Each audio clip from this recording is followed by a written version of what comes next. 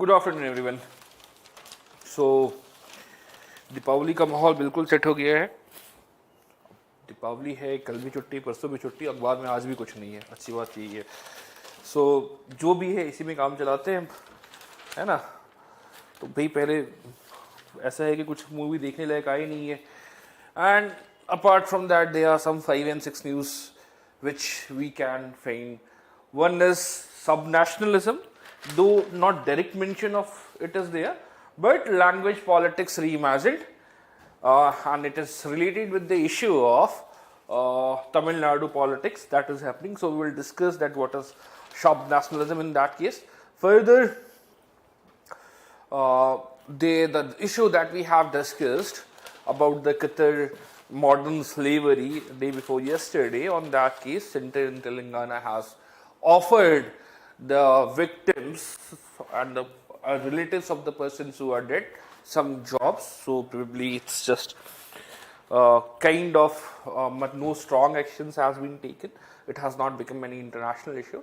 Yes, but the issue is whatever is happening, it will happen in the due course of the time. But important news is that SC has a kind of issued an order in which it has said that any hate speech should be acted upon immediately, which we will be discussing in the course to come. Further, the other big issue is there that regional rural bank will be leveraged to provide the loans to the housing sectors and such other sectors like the rural area. Further, the issue of internationalization of rupees is also there, and more importantly, a Scorched Earth policy will form our basis of discussions in the coming class today.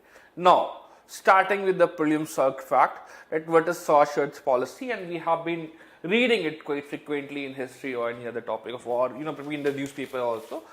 Largely, it is that a Scorched Earth policy is last-ditch attempt to deter a hostile takeover by making the target company unattractive to the potential acquirer. Tactics including shelling of prized asset, racking up the mountains of debt, and promising management substantially pay out in the event that they are done.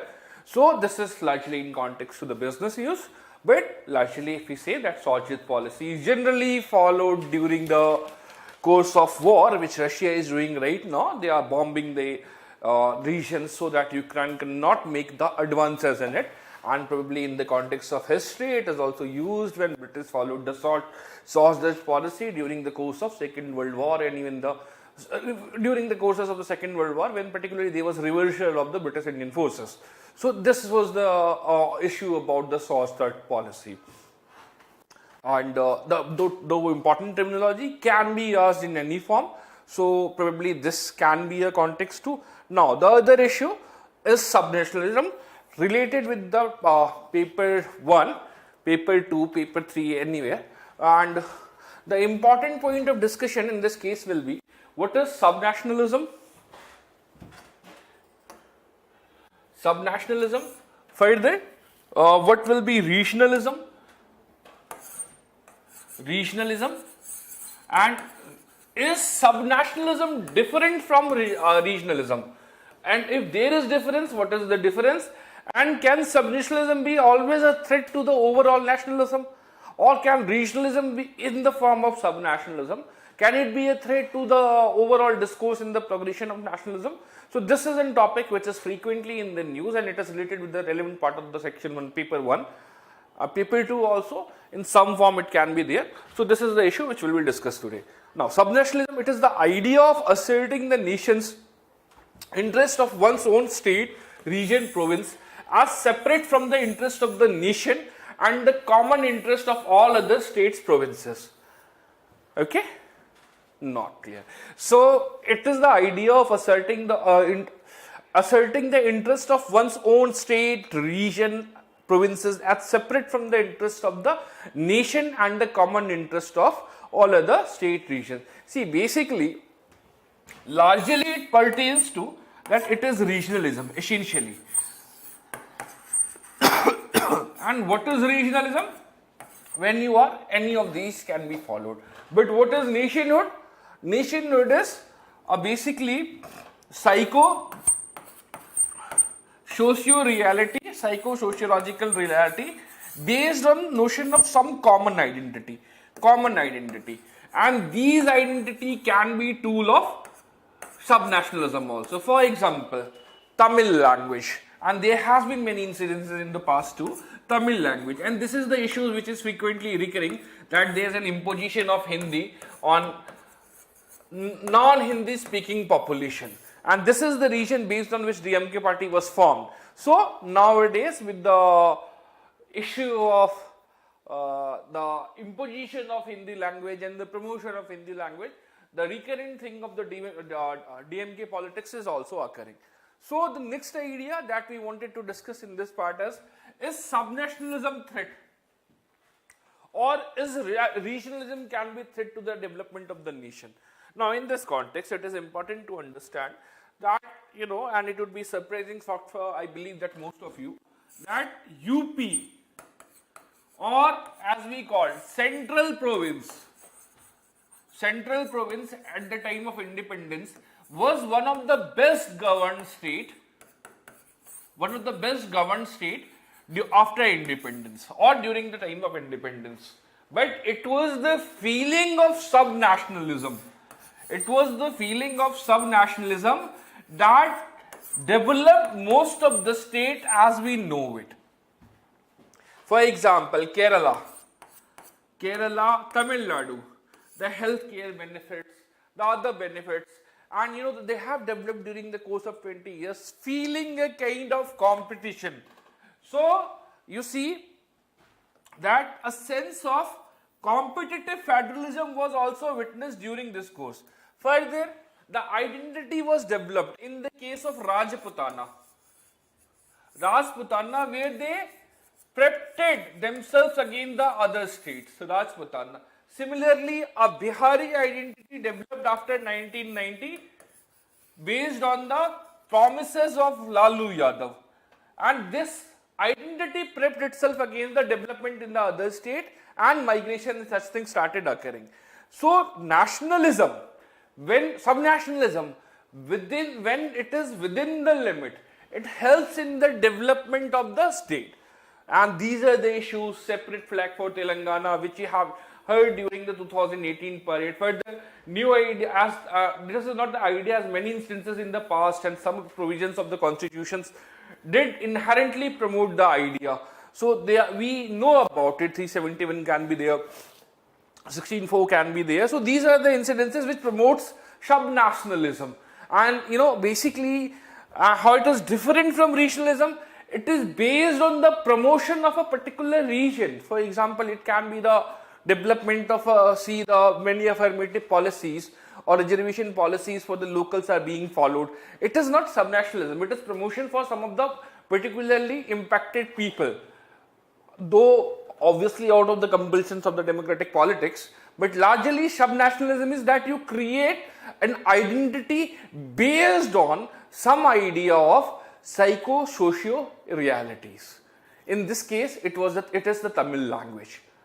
And if it is done from the sense of competitive federalism, it can be beneficial for the overall progression of the society. But if it is done from the perspective, then it can result in the secessionist tendencies, which has happened in the 1963 during the course of Hindi national movement or Hindi impositions, where the chief minister said that give us a Tamil Nadu as a separate land, or just give me a cupboard, or just give me a place to die. But when he got the chief ministerships, everything was conveniently forgotten. So this was the case about the subnationalism. Now the second topic, hate speech. So though we know that it has largely been issues, the hate speech is generally an incitement to hatred, primarily against a group of persons, defined in terms of race, ethnicity, gender, sexual orientation, religious beliefs, and the likes of such issues. In general, hate speech is considered a limitation on freedom of speech that seeks to prevent or bar speech that exposes a person or a group or a section of society to hate, violence, ridicule, or indignity. So largely these are the premise and essentially we have got the idea of that what is the hate speech when you just try to humiliate or particularly basically based on some communal lines or the lines of some identity to other groups, then generally tend amounts to hate speech. So what is the impact that it can create? Communal disharmony. Now, spread disharmony between communities and the groups, and these are understood to refer as the hate speech. Further, Section 153A and 505 of the Indian Penal Code are generally taken by the main penal provision that deals with the inflammatory speeches and the expressions that seeks to punish. And this is important, that initially it was based on the idea of the police that if the hate speech, then what course is to be taken. Now the Supreme Court has essentially said, based on that Virat Hindu Mahasabha case, that any hate speech should be completed under 153. So now there are others 295, 505. So what is 153A?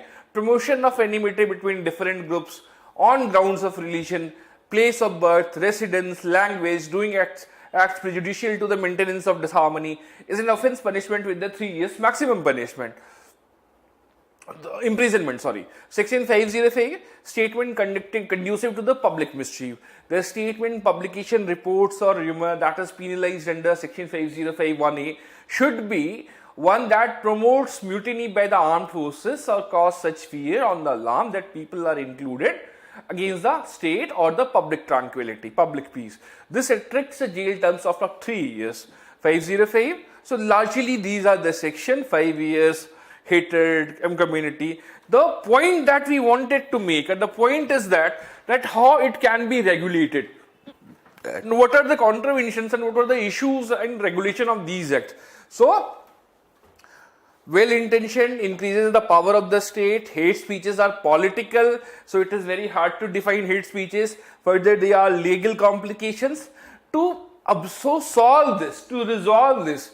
Now, if you are going to say anything in public, someone is going to say anything, I know that you won't be doing it, but if based on some political issues and exclusion, if somebody is trying to create disharmony between the different groups, Supreme Court has ordered that it should be acted against without waiting for the complaint. So first the party has to go and file the complaint. So this is the new issues that Supreme House created to curb the users of the hate speech. And as we know that it has been pretty widely prevalent with the particular trends of foxification, or what we call the larger use of media as a tool for sensationalism.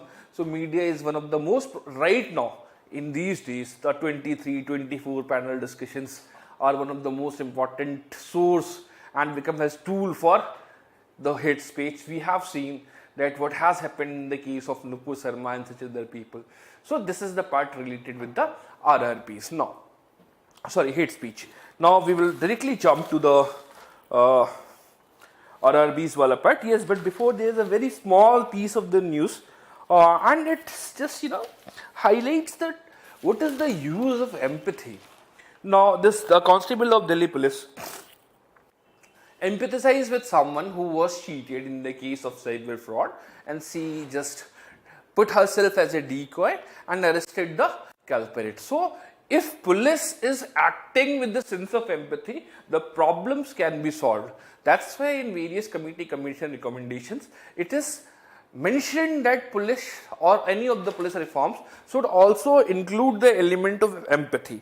So this can be used as an example of empathizing with the situation and acting against on this. The Delhi policewoman arrested the cyber fraudster.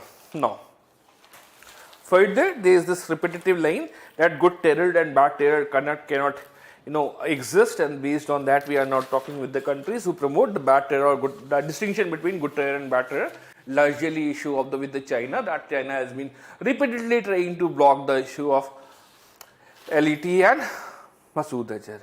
Now, further, all the news are really political news, not much is there, but yes, to push MSMEs housing credit in the hinterland, government plans to involve RRB.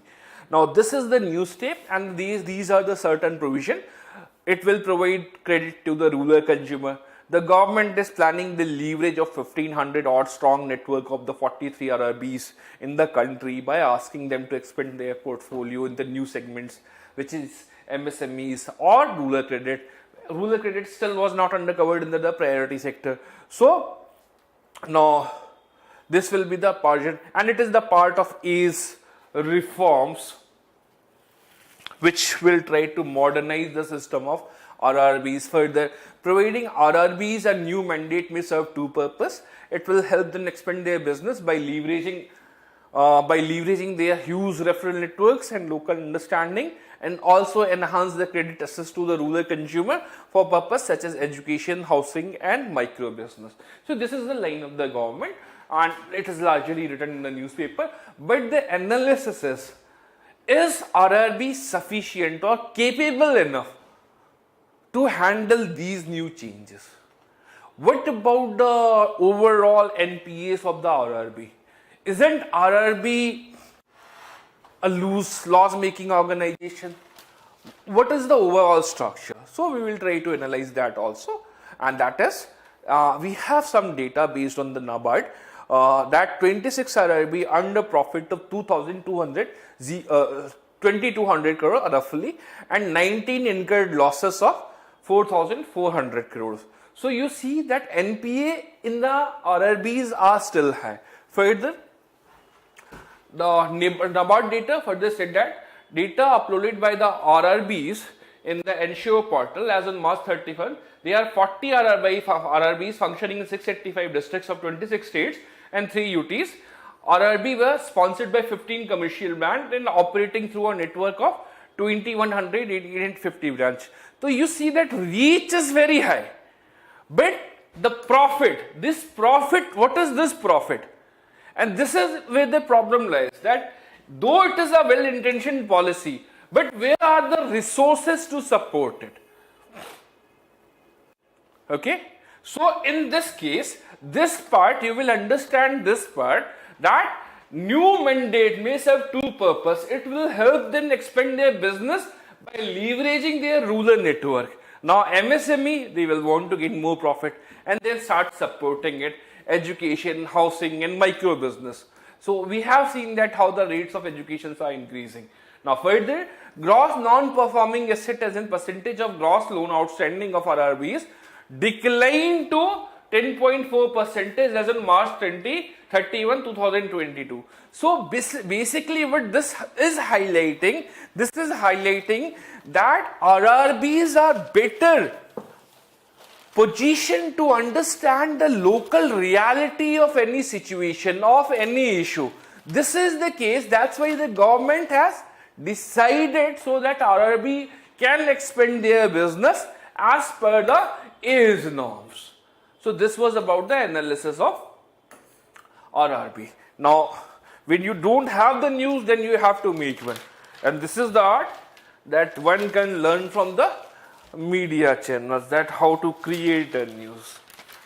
So, based on that principle, I also try to create some news, which is from the economic section, that RBI governor has said that though internationalization of rupees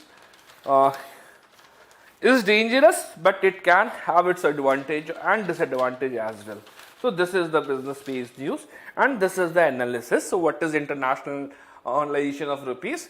Right now we are not doing business in the rupees except Russia, Iran, Nepal, Bhutan. So officially used for internal transactions, it is not permitted. Though there are indications of Indian rupees gaining acceptability in other countries like Singapore, Malaysia, Indonesia, Hong Kong, Sri Lanka and the UK. In the past, India attempted rupee trade with the USSR. Today, rupee trade are arranged with the Iran, we are doing it, Russia, we are doing it. Further, our economic skills have a strong opening balance as India has never defaulted after the 1991 reforms. So probably this is the reason, because Indian rupees is getting more and more importance every other day. So what are the advantage of the, yes, there is this report By 2040, rupee will challenge China's AMB as the strongest global currency. So what are the advantage? Becoming a global reserve currency is a wholesome game changer because it indirectly aligns fiscal, monetary and economic policy. Further, rupee would reduce foreign currencies risk for Indian businessmen and stabilize trade. Trade in rupees means reduced dependence on the dollar and foreign currency. It will also mean liquidity in the financial market and closer ties which augment employment in the non-farm sector. It will provide easy access to the capital and help lower the cost of borrowing for Indian firms, facilitate greater degree of integration of Indian economy with the rest of the world in terms of foreign trade and international capital flows, saving on foreign currencies transactions for Indian residents, reduced foreign exchange exposure for Indian corporate reduction, it dependence on the foreign exchange reserve for balance of the payment stability. And disadvantage, full convertibility could bring higher volatility in the Indian market, as we are seeing in the case of Britain right now. In India, it is being balanced by the forex reserve of the RBI and a significant percentage has been dedicated to it. Further, an increase in burden of foreign debt and the effect of balance of trade, especially exports, can be problematic with the internationalization of rupees. Withdrawal of short-term funds and portfolio investment by the non-resident, major potential of the internationalization of the rupees. Right now, you have to pay the taxes on them, and they are separate QIs and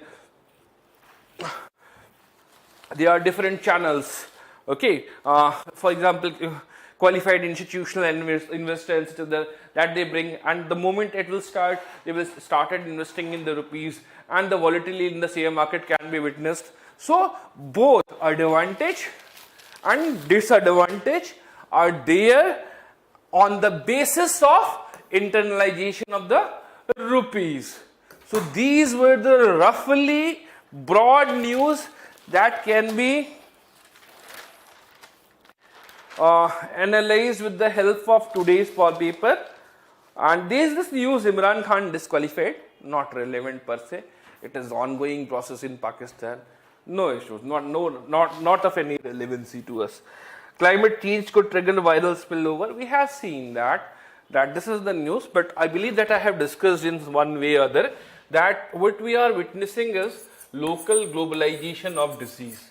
It is increasing with the climate change. Local globalization of disease. That virus can spread from one area to other area based on the connectivity and the larger network of the people. So these were the roughly news from the today's paper, and the class will resume from Tuesday or maybe Wednesday. I'm not sure because I believe that there is no newspaper on the Tuesday itself. And on that note, I wish you happy Diwali. Just enjoy yourself, take a break and enjoy yourself with your family. Okay, thanks a lot.